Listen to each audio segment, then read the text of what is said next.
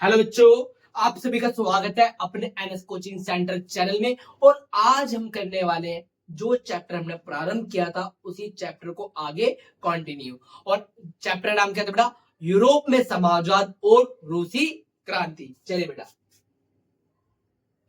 समाजवाद के लिए समर्थन।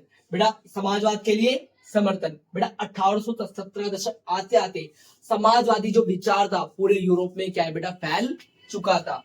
और इसके लिए बेटा अंतरराष्ट्रीय संगठन बनना भी क्या हो गए थे, प्रारंभ हो गए थे बेटा। चलिए बेटा ऊपर चलते हैं। बेटा इंग्लैंड और जर्मनी के जो मजदूर थे, बेटा जो इंग्लैंड और जर्मनी के मजदूर थे, इन्होंने क्या किया बेटा, अपने अधिकारों के लिए क्या बेटा आवाज उठाना प्रारंभ कर दिया। बेटा इंग्लैंड और जर्मनी में मजदूरों के काम के घंटे निर्धारित नहीं थे। आने का टाइम फिक्स था पर जाने का टाइम फिक्स नहीं था।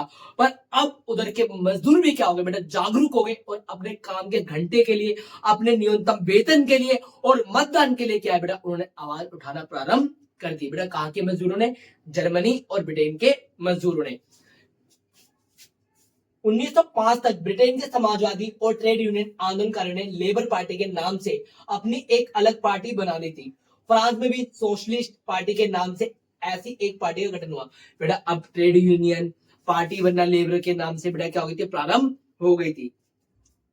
रूसी क्रांति मार्च 1917 में राजशाही के पतन से लेकर अक्टूबर 1917 में रूस की सत्ता पर समाजवादियों के व्यवसाय तक की घटनाओं को रूसी क्रांति कहा गया। बेटा जो जो 1917 में घटनाएं घटित हुई और इन घटनाओं की सीरीज को क्या कहा गया बेटा, रूसी क्रांति कहा गया। बेटा रूसी क्रांति क्यों हुई, क्या कारण थे और क्या क्या इसके अंदर घटित घटनाएं हुई थी, उसके बारे में क्या करेंगे बेटा, बात करेंगे। चलिए बेटा, मार्च 1917 की रूसी क्रांति विश्व इतिहास की सबसे महत्वपूर्ण घटनाओं में से एक है। इसके परिणाम स्वरूप रूस में जार के शासन का अंत हुआ और रूसी सोवियत समाजवादी विचारधारा गणराज्य का क्या हुआ बेटा, प्रारंभ हुआ, स्थापना हुई। ये क्रांति दो अभिलेख मार्च 1917 में और अक्टूबर 1917 में हुई थी। बेटा 1917 में दो क्रांति हुई, एक मार्च 1917 में, एक अक्टूबर 1917 में। जो बेटा मार्च 1917 में हुई थी, जो क्रांति मार्च 1917 में हुई थी, वो क्रांति बेटा किसके लिए हुई थी, जार को हटाने के लिए। और अक्टूबर में जो क्रांति हुई थी बेटा, वो बेटा जो पार्टी दो पार्ट में डिवाइड हो गई थी, एक बोल्शेविक एक मेंशेविक। बेटा मेंशेविक की जो पार्टी आई थी जार की जगह, उधर प्रधानमंत्री बनाए गए थे केरेंस्की। कौन बनाए गए थे? केरेंस्की। बेटा जार जैसे शासन क्या कर रहा था बेटा, ठीक से नहीं कर रहा था, गलत व्यवहार कर रहा था जनता के साथ। वैसे ही क्या बेटा केरेंस्की ने भी क्या बेटा दमन नीति अपनाते हुए जनता की इच्छाओं का क्या घोट दिया, गला घोट दिया। इसके खिलाफ बेटा, इसके खिलाफ में लेनिन नाम के व्यक्ति ने, बोल्शेविक पार्टी के क्या थे बेटा, प्रमुख नेता थे, उन्होंने क्या बेटा केरेंस्की के खिलाफ क्या बेटा क्रांति क्या कर दी, प्रारंभ कर दी। चलिए बेटा, रूसी क्रांति के कारण बेटा कौन कौन से कारण थे जिसके कारण रूसी क्रांति हुई थी?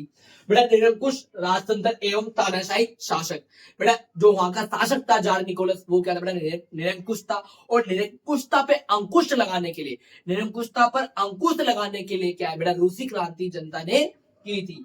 रूस में निरंकुश व देवीय सिद्धांत पर चोट करने के लिए बेटा वहां पर क्या था, देवीय सिद्धांत को अपना रखा था। देवी सिद्धांत का मतलब क्या है, जो व्यवस्था बनाई गई है ये बेटा देवताओं की देन है। किसकी देन है? देवताओं की देन है। पर जनता ने क्या है बेटा, देवी सिद्धांत का क्या करा, खंडन किया और विशेष अधिकारों का क्या है बेटा, समर्थन नहीं किया। बेटा कर्म पे बल दिया जाएगा बेटा, जन्म पे बल नहीं दिया जाएगा। चलो बेटा ऊपर चलते हैं। जापानी वंशागत एवं विनाशक थी और जनता का शोषण करने वाली थी। जार निकोलस प्रथम के शासन काल में ये निरंकुश अपने चरम पर पहुंची, फलते असंतोष और उग्र हो गया था। बेटा आपको पता है 1905 में क्या बेटा जापान से क्या बेटा हार जाते हैं। 1905 में क्या बेटा जापान से हार जाते हैं और इसके बाद एक ट्रीटी होती है जिसको कहते हैं पोर्ट्समाउथ की संधि।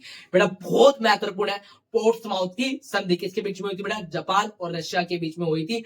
बेटा 1905 में जो युद्ध हुआ था, जिस युद्ध में क्या है बेटा रशिया हार गया था और मंचूरिया का कुछ पार्ट क्या बेटा देना पड़ा था। चलिए बेटा आगे चलते। बेटा सामाजिक आर्थिक विविधता, फ्रांस की तरह यहाँ भी क्या बेटा समानता वर्गता, पादरी वर्गता और विशेष अधिकारों की बेटा क्या थी, यहाँ भी छड़ी लग रखी थी। इस विशेष अधिकार का क्या किया गया बेटा, विरोध किया गया। यहाँ पे भी क्या थे बेटा, अधिकारहीन समाज था कुछ वर्ग, और इसका क्या किया गया बेटा, विरोध किया गया। चलिए बेटा आगे चलते हैं। इस सामाजिक आर्थिक विषमता के विरोध में असंतोष देखा गया। किसानों की बेरोजगार स्थिति, रूस में सबसे अधिक संख्या में किसान मौजूद थे जिनकी स्थिति सबसे खराब थी। बेटा रूस के अंदर क्या थे बेटा, संख्या किसानों की ज्यादा थी, उसके बावजूद क्या है बेटा, उनकी स्थिति अत्यंत खराब थी। भूमि का 67% भाग सामंतों के पास था और 13% भूभाग किसके पास था बेटा, चर्च के पास था, और जिससे वहां के किसानों की स्थिति क्या थी बेटा, दयनीय थी। चलिए बेटा आगे बात करते हैं। हालांकि वर्ष 1861 में रूस में दास प्रथा का विलय हो गया था और अभी भी वहां उपस्थित थी। बेटा रूस के अंदर क्या है, दास प्रथा का क्या हो गया था, अंत हो गया था। कब हो गया था बेटा, 1861 में क्या है, दास प्रथा का अंत हो गया था। इन सबके जीवित किसान और मजदूर वर्ग में विद्रोही की भावना में जन्म लिया, और बेटा किसानों के बीच में क्या गया, विद्रोह की भावना आ गई थी। विवरण की स्थिति, रूस में औद्योगिकरण विलंबित और सीमित रहा। बेटा यहाँ पर रूस के अंदर क्या है बेटा, औद्योगिकरण मतलब मशीनों के द्वारा उत्पादन क्या है बेटा, ज्यादा धीमा अत्यंत रहा। उद्योग में विदेशी निवेश के कारण विदेशी निवेशकों में केवल मुनाफा पर ध्यान दिया, जिसके कारण डेमोक्रेट का भारी शोषण हुआ। बेटा यहाँ पर क्या है, सिर्फ और सिर्फ मुनाफे पे ध्यान दिया, किंतु समाज कल्याण के ऊपर ध्यान नहीं दिया था। मजदूरों के लिए ना ही कार्य के घंटे निर्धारित थे और ना ही न्यूनतम वेतन और महंगाई भत्ता। अगर बेटा महंगाई होती है तो उनको भत्ता मिलना चाहिए, ऐसी कोई भी उधर के मजदूरों को फैसिलिटी नहीं दी गई थी। ठीक है बेटा, वीडियो को लाइक करें, शेयर करें और चैनल को सब्सक्राइब करना ना भूलें। NS coaching centre.